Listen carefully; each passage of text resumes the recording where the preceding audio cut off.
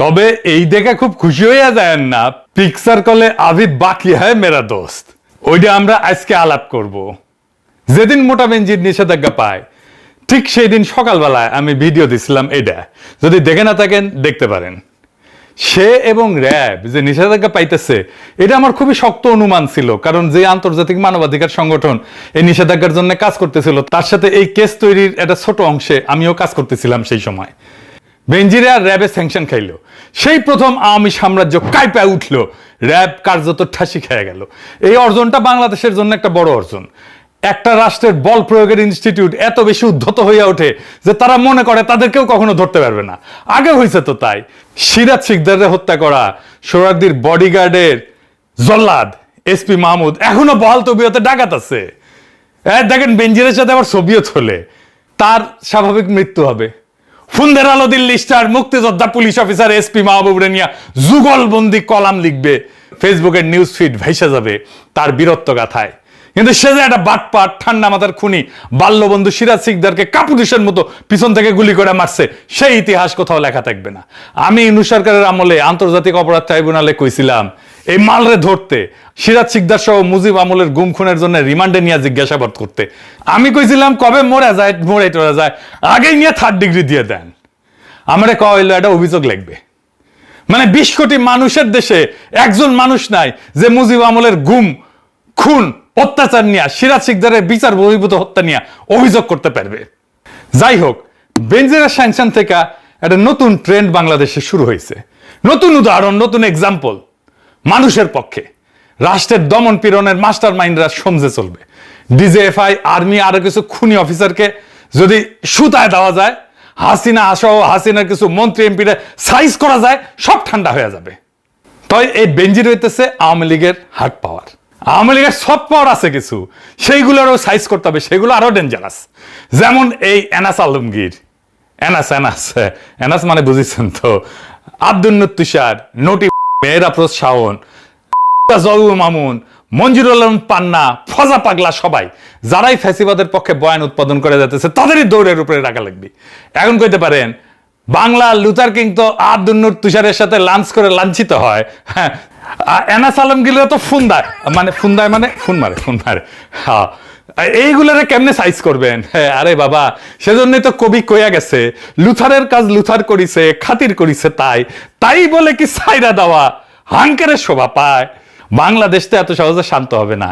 একের পর এক বিক্ষোভ, অভ্যুত্থান, অশান্তি আর বিপ্লবের ঢেউ আসবেই। আমি কয়ে দিতেছি, লিখে রাখেন। বাকশালীদের দাবরানির উপরে কিছুটা হইলে রাখতে পারছিল ইউনূস সরকার, এই বাকশালীদের দাবরানির উপরে রাখবেন, দেখবেন রুলারের মতো সোজা হয়ে গেছে। এদের আওয়াজ বেশি, কিন্তু প্রত্যেকটা ভীরু কাপুরুষ। হাসিনারে তো পলাইতে হয়েছে, কেউ এসে রক্ষা করিছে? করে নাই।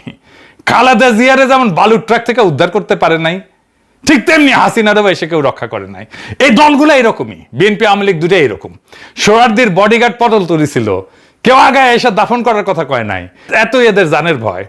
অপারেশন সার্চলাইটে ঢাকায় মাত্র 4 ব্যাটালিয়ন সৈন্য, তাও আবার 4টা ট্যাঙ্ক নিয়ে নামিছিল 25শে মার্চের 1971। সেই যুগে পাকিস্তানি সোলজারদের আমেরিকান আর্মির মতো লট ভর ছিল না, নর্মাল খাকি পোশাক, জিপ, G3 রাইফেল, যেটা দিয়ে কয়েক রাউন্ড ফায়ারিং করতে পলাইছে লীগের সব হেডোমালারা। আর জুলাই যোদ্ধারা ওরছে প্রবল গুলি, সৈন্য আর শক্তির মুখে রণে ভঙ্গ দেয় নাই। এটাই পার্থক্য।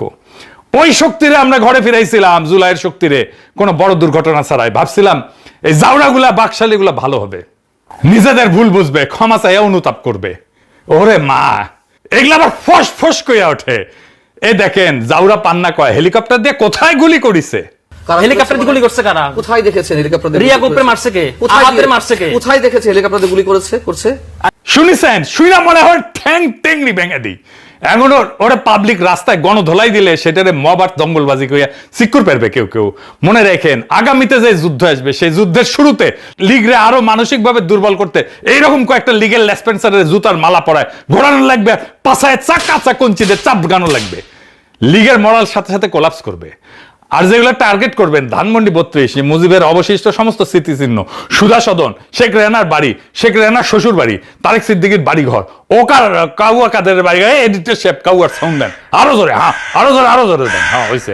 লীগের সব টপ নেতাদের শহর গ্রামের বাড়ি ঘর, লীগের সমস্ত অবশিষ্ট কার্যালয়, অফিস, সুপ্পুর বাড়ি ঘর, মুজিবের বউ পরিবারের নামে সমস্ত স্মৃতিচিহ্ন, স্মারক, বাড়িঘর, জাদুঘর মাটির সাথে মিশাই দিতে হবে। এখন কইতে পারেন আপনি নিজেই তো থামাইছিলেন। হ্যাঁ থামাইছিলাম, হ্যাঁ দেখেন। প্রিয় দেশবাসী, আসসালামু আলাইকুম। শেখ হাসিনা এবং শেখ রেহানা দেশ ছেড়ে পালিয়েছে। জনগণকে অভিনন্দন জানাই, সে তার ক্ষমতা ত্যাগ করেছে এবং এই লড়াইয়ে বিরচিত বিজয় অর্জন করার জন্য। কিন্তু শেখ হাসিনার ক্ষমা নাই, শেখ হাসিনাকে যারা পালাতে সাহায্য করেছে তাদেরও ক্ষমা নাই। শেখ হাসিনার বিচার করতে হবে, আমরা তাকে ফিরিয়ে আনব। জনতা রাজপথে, কোন সামরিক শাসন নয়, কোন জরুরি আইন নয়। সবাইকে আহ্বান জানাচ্ছি শান্তি শৃঙ্খলা বজায় রাখবেন এবং কোন ধরনের অনভিপ্রেত ঘটনা যেন না ঘটে। শেখ হাসিনার বিদায় হয়েছে, আমরা বাংলাদেশকে নতুন করে গড়ে তুলব। ইনকিলাব জিন্দাবাদ। কথা সত্য, এটা 5ই আগস্ট 2024 সেই সময় থামাইছিলাম। শুধু তাই না, হাসিনা পালানোর পরে 72 ঘন্টায় কি কি ঘটতে পারে সেটাও কয়ে দিয়েছিলাম, কিভাবে শান্ত থাকতে হবে, কিভাবে শান্তি শৃঙ্খলা বজায় রাখতে হবে সেটাও কয়ে দিয়েছিলাম। 17 জুন 2023 সাল, এডিটর সাহেব তারিখটা দেখা দেন। ঠিক 1 বছর আগে হাসিনা পালানোর আমি জানতাম এটা ঘটবে, এক সময় না এক সময় ঘটবে, আজ হোক কাল হোক। আমরা অনেকেই এই বিপ্লব নির্মাণ করেছিলাম এইভাবেই একসাথে। ওই সময় এদের রক্ষা না করলে আপনারা বুঝতেন না এদের সংশোধনের কোনো রাস্তা নাই, এদের মধ্যে বিন্দু মাত্র কোনো অনুশোচনা নাই। বুঝতেন না এদের ডিএনএতে ফ্যাসিবাদ ঢুকে গেছে, এদের সংশোধনের অযোগ্য। যাই হোক, বেনজিরে ফিরে আসি। বেনজিরের কাছে 3টা পাসপোর্ট পাওয়া গেছে মাত্র। আরব আমিরাত, পর্তুগাল আর বাংলাদেশ। 30 সেপ্টেম্বর 2022 পর্যন্ত বাংলাদেশে সরকারি চাকরি করেছে। পর্তুগালে পাসপোর্ট হয় কেমনে? ইউরোপে থাকেন না আপনারা জানেন না কেমনে পাসপোর্ট হয়? সে সরকারি চাকরিতে থাকার টাইমে অ্যাপ্লিকেশন করেছে পাসপোর্টের, তারপরে বাটপারি করেছে। পর্তুগালের তো এখন 10 বছর ধরে থাকতে হয় নাগরিকত্বের আবেদন করার জন্য, কোয়ালিফাই করতে। আগে এটা ছিল 5 বছর, আইনি বসবাস করতে হবে, তারপরে প্রসেসিং টাইম তো আছে, সবচেয়ে দ্রুত হলো 1 বছর। 5 বছর সে আইনি বসবাস করছে কেমনে পর্তুগালে? কেমন বাটপার দেখেন। এটা তো এখন বাংলাদেশ সরকারের পর্তুগালের সাথে বোঝাপড়া করতে হবে, ও কেমনে পর্তুগালের নাগরিকত্ব পায় এটা বাংলাদেশ সরকারকে দেখতে হবে। তো এই বাটপার বেনজির কলে আওয়ামী লীগের হইয়া ষড়যন্ত্র করেছে। 2025 সালে ফেব্রুয়ারিতে এটা ভিডিও ভাইরাল হয়েছিল। সেখানে ওই বেনজির পলাতক অবস্থা একটা ভার্চুয়াল বৈঠকে পলাতক আওয়ামী লীগের নেতাদের উদ্দেশ্যে কথা কইতেছিল। আর কি কইতেছিল আপনারা যখন আওয়ামী লীগ যখন সংগঠিত হবেন তখন পুলিশের উপস্থিতি আপনাদের সামনে থাকবে।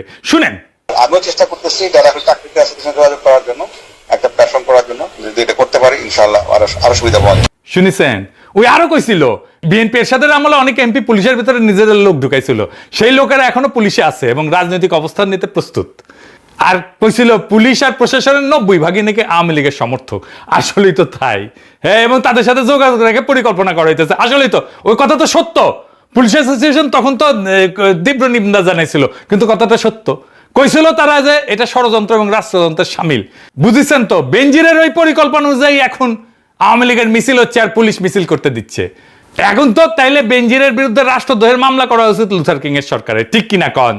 তো এই মালে দুবাই কেন পছন্দ এটা জানেন না? আসেন দেখি। দুবাই কোনো বেনজিরের জন্য আকস্মিক কোনো গন্তব্য না, সেটা আগে থেকে গড়ে তোলা আর্থিক ঘাঁটি। দুদক বলছিল বেনজিরের মেজো মেয়ে তাহসিন রাইসার নামে দুবাইয়ে থুনাই এলাকায় একটা অ্যাপার্টমেন্ট আছে, আরো 2টা ব্যাংক হিসাব যেগুলো আদালত অবরুদ্ধ করেছে। এগুলো অবৈধ টাকা পাচার করে সম্পদ দিয়া কেনা হয়েছিল। দুবাই বেনজিরে 100 কোটি টাকার হোটেল ব্যবসাও ছিল, ওইখানে ছিল তার টাকার বিছানা। কথিত আছে আর এক গোপালী বাটপার আরাব খান, আসল নাম রবিউল ইসলাম কলে, নাম পাল্টাইছে। 2018 সালে পুলিশের এসবি মামুন ইমরান খান হত্যা মামলার আসামি ছিল। হত্যার পর ইন্ডিয়া পালায় যায়, আরাব খান নামে ইন্ডিয়ান পাসপোর্ট নেয়, তারপর দুবাই যায়, রাতারাতি কোটি কোটি টাকা স্বর্ণ ব্যবসায়ী হয়ে যায়।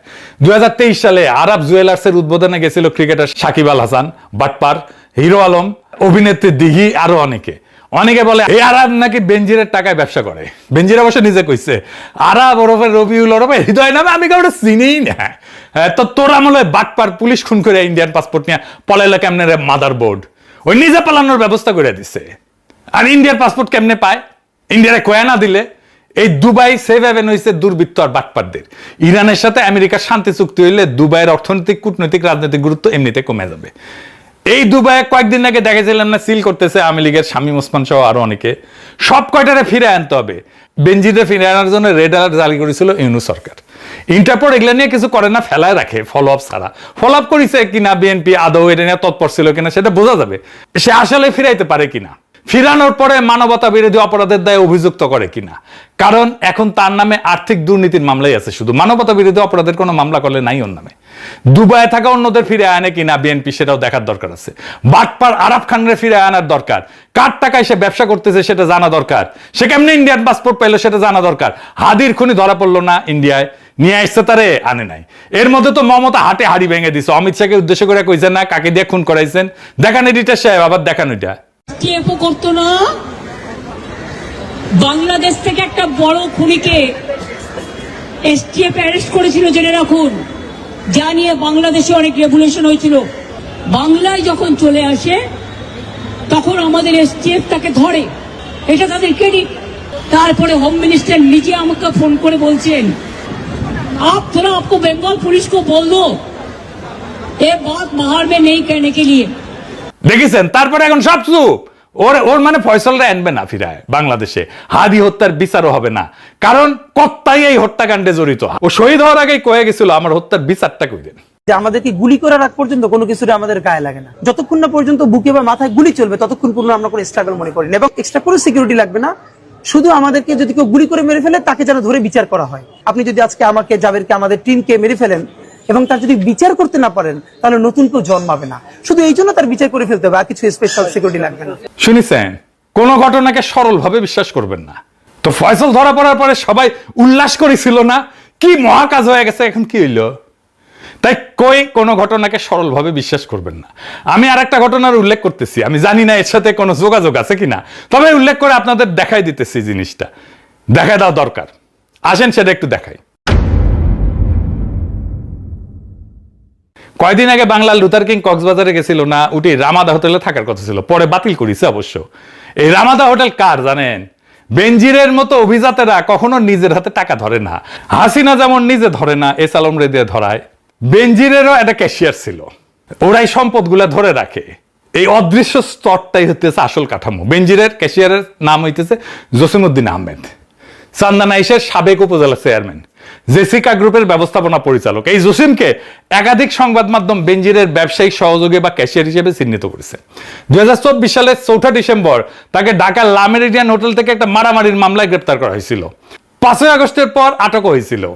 এখন 2025 সালের ডিসেম্বরে বিএনপি এই জসিমকে চট্টগ্রাম 14 চান্দানাই সাতকানিয়া আসনের ধানের শীষে মনোনয়ন দিচ্ছে। তাহলে বুঝেন, বেনজিরের ক্যাশিয়ার এখন বিএনপির এমপি। স্থানীয় বিএনপির নেতাকর্মীরা ক্ষোভে ফেটে পড়ছিল এই সময়। তাদের ভাষায় যেই লোক ফাইজিবাদের সুবিধাভোগী ছিল তার হাতে ধানের শীষ তুলে দেওয়া লজ্জাজনক। আর 2026 সালের 12 ফেব্রুয়ারি নির্বাচনে জসিম জিতে গেল মাত্র 1026 ভোটে, মানে জিতে দেওয়া হইল তারে জোর কইরা। ভোট পাইছিল ৭৬,৪৯৩ ভোট, আর প্রতিদ্বন্দ্বী এলডিবির ওমর ফারুক পাইছিল ৭৫,৪৬৭ ভোট। আর এই জসিমই কক্সবাজারের রামাদা হোটেল দখল করেছে, যেটি থাকার কথা ছিল তারেক রহমানের। এবার জোড়া লাগান পুরা চক্রটা, বুঝেছেন তো কার কে মারতেছে? ধুলায় অন্ধকার, সব রুশনের জায়গায়। তাই বেনজির যে ধরা পড়লো, এটা কি নেগোসিয়েশন? এমন হইতে পারে না যে বেনজিরের টাকা ফুরে গেছে। এটা আর্থিক মামলার দণ্ডর কত, জামিন তো হইতেছে, অনেক আওয়ামী লীগের জামিন হইতেছে, আইভির জামিন হয়েছে, শুনলাম বারাকাতের জামিন হয়েছে, বারাকাত ছিল এটা সোজা হচ্ছে। যদি তারে ফিরে না মানবতা বিরোধী অপরাধের দায় বিচার করে, তাহলে আমাদের আনন্দিত হওয়ার কারণ আছে। পলিটিশিয়ানদের বিশ্বাস করেন না, কখনোই না। বাংলাদেশে পলিটিশিয়ানদের বিশ্বাস করে না, ওরা ওদের মুখে এক অন্তরে এক। তারা